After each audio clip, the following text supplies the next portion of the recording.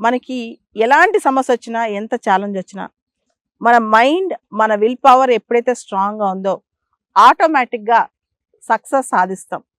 ఇక్కడ మీకు ఒక చిన్న కథ చెప్పాలనుకుంటున్నాను.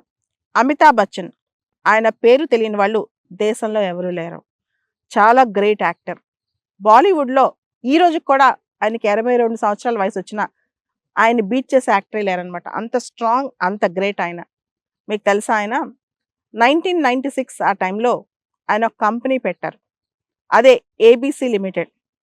ఆ కంపెనీ ఫస్ట్‌లో బానే ఉంది గానీ, తర్వాత చాలా నష్టాలు చూసింది. అంత పెద్ద యాక్టర్ కదా! అందరూ ఆయన్ని అభిమానిస్తారనుకున్నారాయన. ఎప్పుడైతే ఆయన కంపెనీ నష్టాల్లోకెళ్ళిపోయిందో, ఆయన్ని పలకరించడం అందరూ మానేశారు.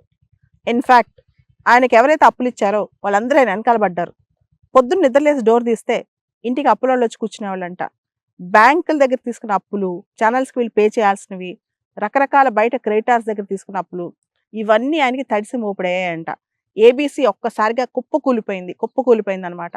ఆ టైంలో ఆయన ఏం చేసేది లేక పొద్దున 4 గంటలకు ఒకసారి లేసి కూర్చొని, ఆయన ఆఫీస్ రూమ్‌లో కూర్చొని ఆలోచించారంట.